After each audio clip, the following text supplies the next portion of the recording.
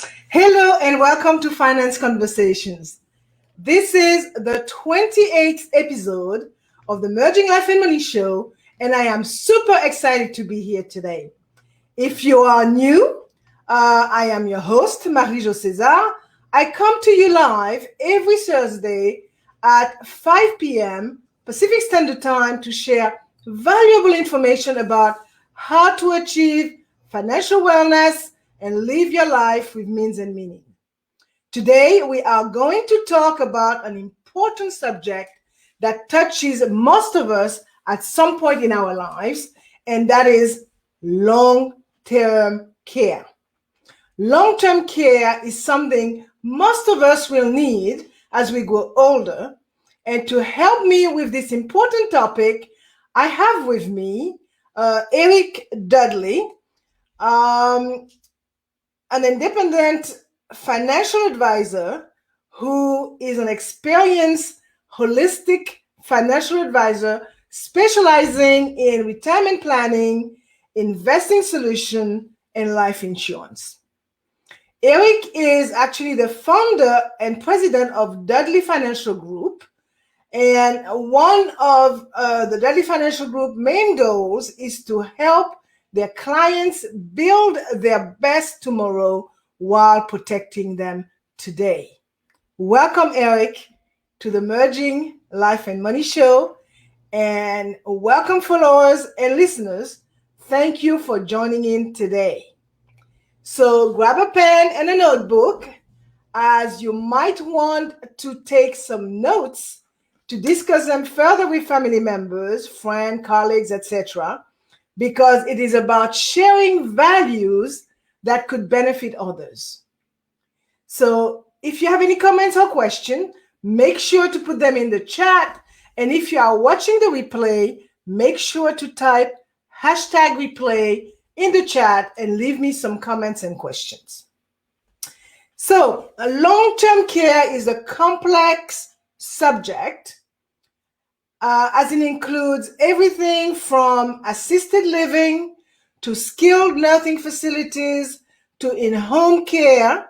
And according to a recent study, 52% of adults reaching 65 today will require long-term assistance with daily activities such as eating, dressing, and bathing during their senior years. Unfortunately, this type of care is extremely expensive and for many Americans, downright unaffordable. So most seniors simply do not have the average $100,000 a year for a nursing home or $45,000 for assisted living, nor do they have $33,000 for in-house care. Okay, so long-term care is something most of us will need as we grow older. So let us find out a little bit more. So today I will focus on and talk about three main points with my guest, Eric. And they are the challenges of long-term care, the way to pay for long-term care, and the features of long-term care insurance. So Eric, we can never know for sure if we will need long-term care, right? Maybe we will never need it, but an unexpected accident, illness, or injury can change our needs, sometime suddenly, right? So I would say that the best time to think about long-term care is before you need it, as it allows us to make important decisions while we are still able. So tell me, Eric, what is really long-term care and what are its challenges? Well, thanks for having me on today. I really appreciate it. Long-term care is something that I'm pretty passionate about because about 6 years ago, my mother-in-law got diagnosed with Alzheimer's disease. She went through it for 6 years and just recently passed away. It is having somebody who has a long-term illness can be very financially challenging and extremely emotionally challenging to the family. So as I saw my wife's family working through this hard time, I thought, wow, I really would like to help clients and help people set themselves up so that they can have financial security in case something like that happens. Now, when you talk about long-term care is something that I would define as being at least 90 days of critical illness or assisted living needs. So if it's something that's only 30 days long, that wouldn't be considered long-term care. It would be something at least 90 days or more. And the statistics show that many people, as many as 50% of Americans that live to be 79 years old or longer, will require at least 90 days or more in some type of long-term situation, where whether they're either at home or in some type of assisted living facility. So a lot of people are affected by this, and it is very expensive. So if you have not planned for it, it can be overwhelming to people's finances. Okay, so the out-of-pocket cost of long-term assistance can be, as you said, catastrophic if you're not ready for it. And few people have the necessary resources to meet this need. So under these circumstances, how can seniors and their families afford to pay for long-term care when they need it? Well, one of the problems is there's a lot of myths that go around that people believe. They think that Medicare is going to be able to cover long-term care situations, and that's just not true. Medicare will cover the first 20 days of assisted living fully, and then after the 20th day, from the day 21 until day 100, they'll cover everything except for the copayment, which is around $150 a day. And that right there is enough to really hurt people financially. But after day 100, Medicare will not cover anything. The person is on their own. Now, when you consider that many people who are in nursing home facilities will stay as long as 2 to 2.5 years after 100 days, which is 30, or that's just 3 months basically, the cost can be astronomical. Mm-hmm. And there's other options. If a person had a Medicare supplemental insurance, a lot of people like to buy the Medicare supplemental, or what is called Medigap insurance, whenever they turn 65. It's a great product to be able to cover all the needs that Medicare doesn't cover for normal healthcare needs, but it does not cover custodial assistance for people who have long-term care, meaning that if you need somebody to be at your house, in-home nurse, a in-home assistant, it will not cover people who will be there to buy you groceries, to make your food, and to take care of you at home. It won't cover those types of things. It won't cover them in the facilities either. So anybody who's doing that, you would have to pay out of pocket for. So Medicare supplemental plans are great, but not comprehensive for long-term care situations. And then, of course, there's Medicaid. Medicaid is a supplemental plan that's from state to state, and it's primarily for people who do not have the money to be able to pay for healthcare needs once they turn 65. In order to qualify for that, you would have to have a means test, meaning that you would have to have, as well, it changes from state to state, but it would be, you'd have to prove that you didn't have resources. You'd have to prove that you didn't have any money in the bank, any IRAs, any 401ks, anything saved up, you would have to use those first in order to qualify for Medicaid. And it used to be that you could just give it away to your family, but that's not the case anymore. Okay. So you did mention as well long-term care insurance as a possibility to fund this long-term care in your golden years.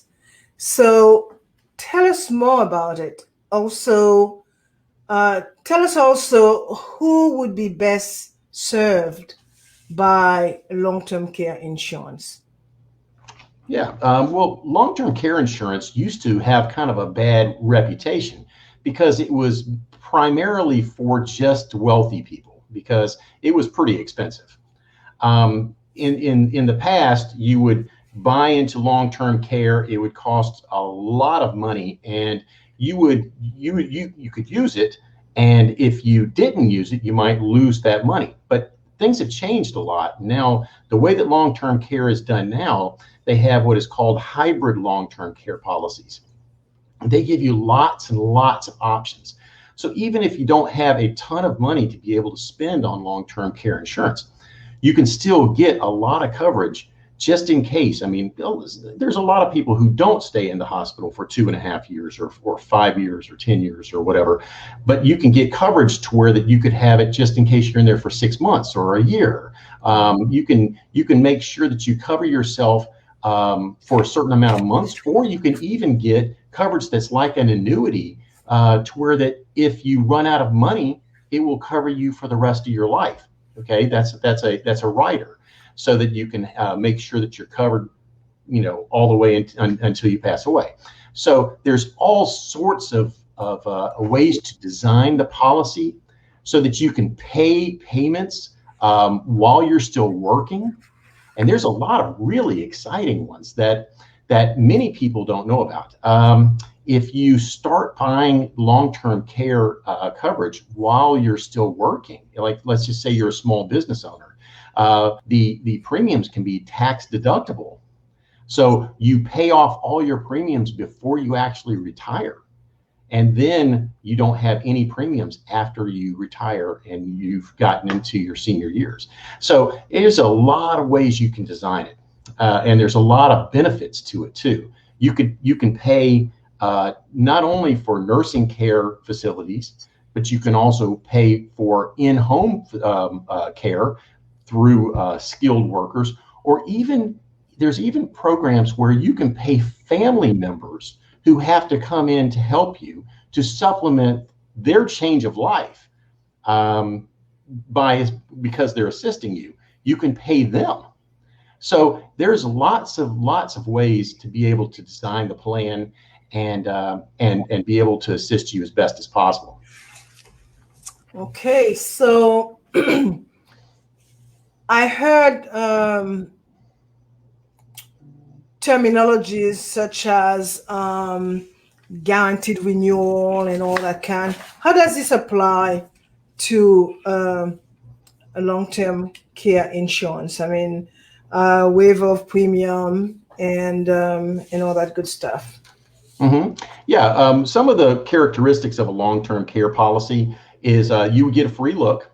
Free look means that you get to keep the policy for 30 days, see if you like it, see if it's going to cover the things that you want.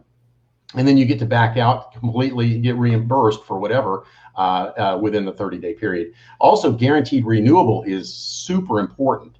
That means that if while you're covered, if you were to have a disease that you are contracted with, the insurance company couldn't raise your rates and they couldn't cancel you.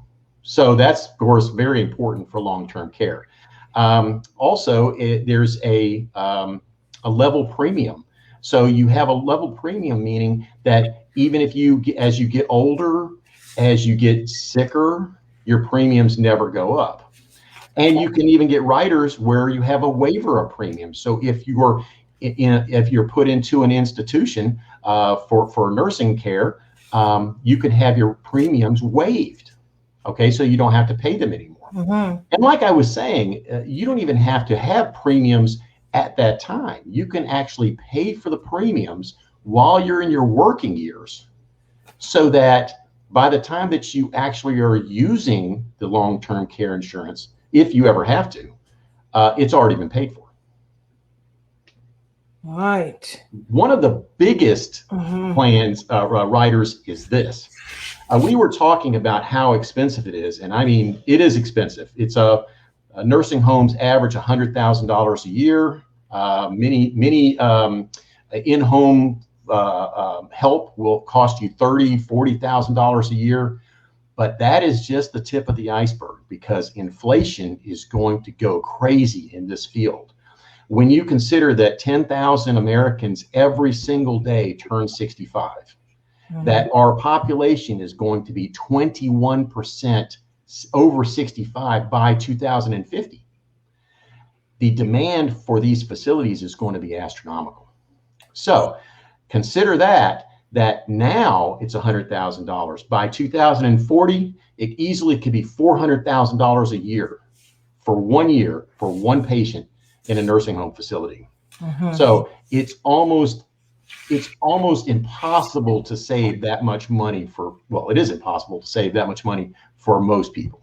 And of course, then you got to think, if you have a spouse, you might be looking at two people, $800,000 a year, just for 1 year. And so it is devastating, and it could definitely cause financial ruin. But there are options, and there's plans that can help.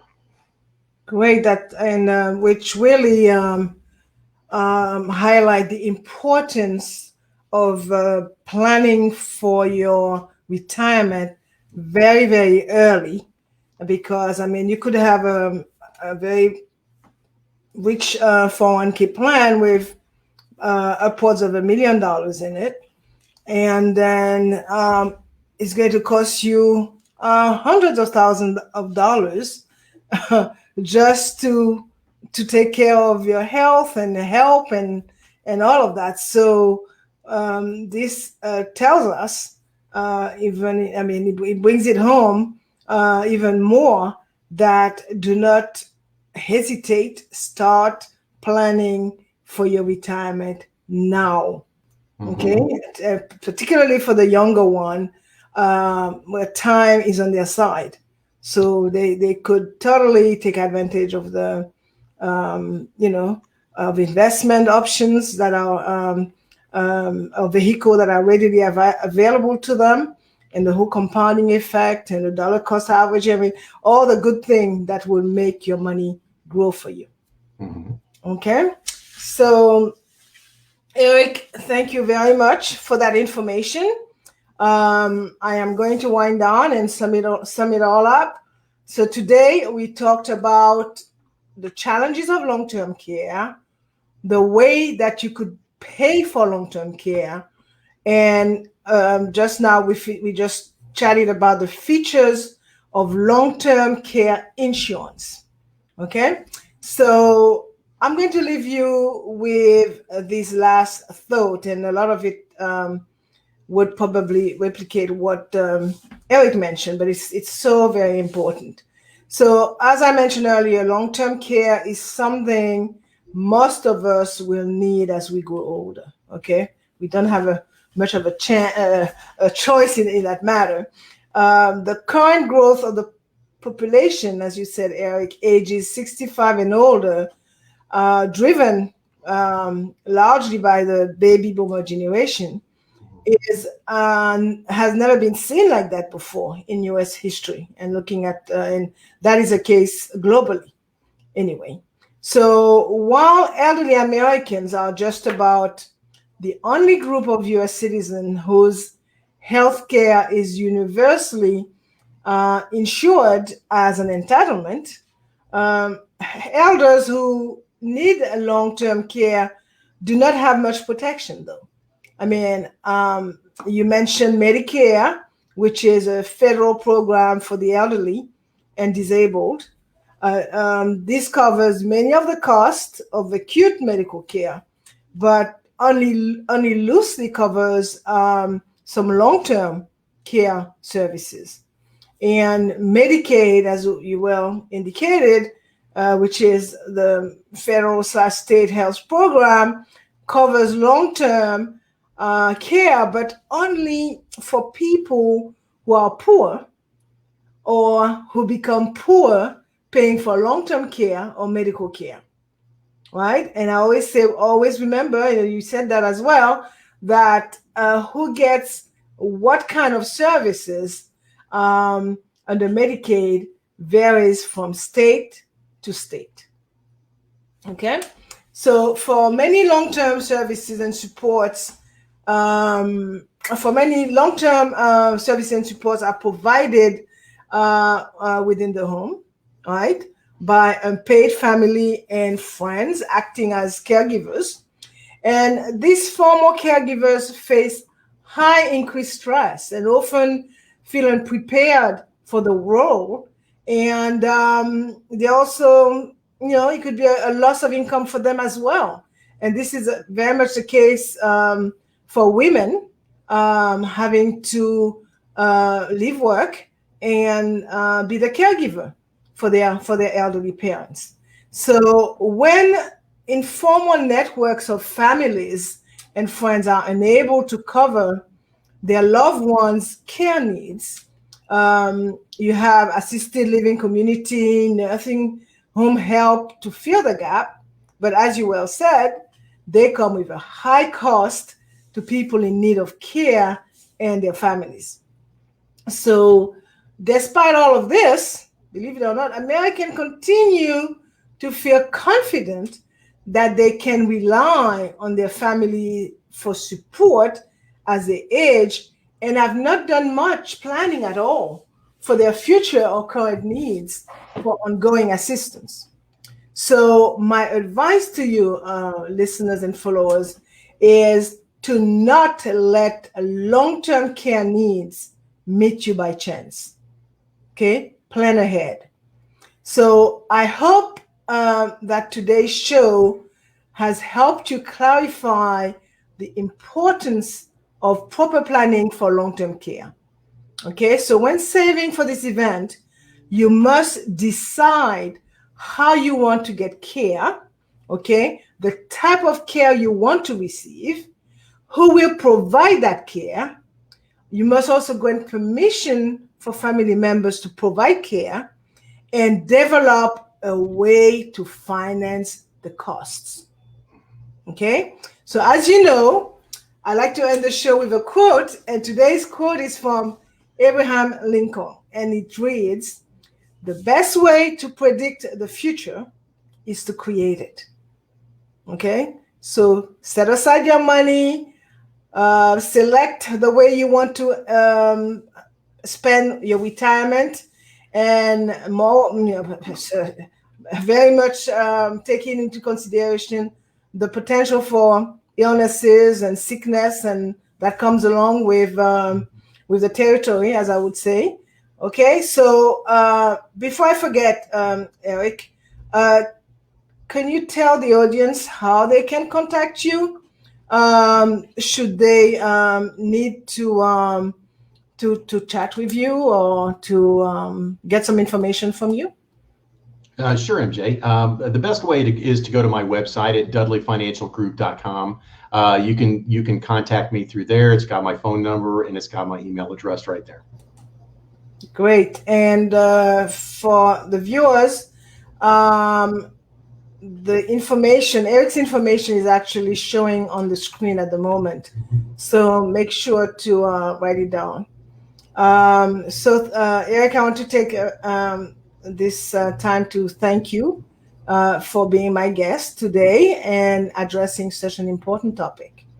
Okay, so here we are nearing the end of the show, and so for more information about how to achieve financial wellness from the inside out and live a purposeful life with the money you have, join me next week, Thursday at 5 p.m. Pacific Standard Time, 6 p.m. Mountain Standard Time, 8 p.m.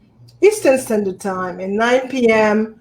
Atlantic Standard Time for my Bermuda friends over there, and 10 a.m. Friday for my Australian friends.